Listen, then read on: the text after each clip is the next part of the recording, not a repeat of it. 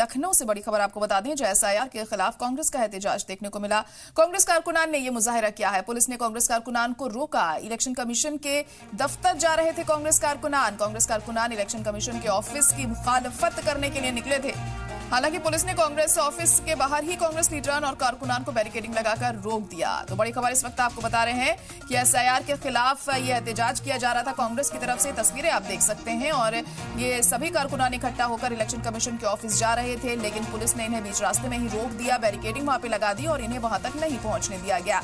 SIR के खिलाफ लगातार ऑपोजिशन हमलावर है और अब जिस तरीके से एसआईआर का प्रोसेस लगातार बढ़ता जा रहा है, हम देख रहे हैं कि उत्तर प्रदेश में भी जो एसआईआर है उसे करने के लिए लगातार बीएलओ लोगों के घर पहुंच रहे हैं। खासी दिक्कतें भी लोगों को पेश आ रही हैं। उसी की मुखालफत यहां पर ये की जा रही है कांग्रेस के जरिए। और तस्वीरें आप देख सकते हैं किस तरह से यहां पर तमाम कांग्रेस के कारकुनान इकट्ठा हुए और इलेक्शन कमीशन के ऑफिस ये जा रहे थे, मगर बीच रास्ते में ही इन्हें रोक दिया गया।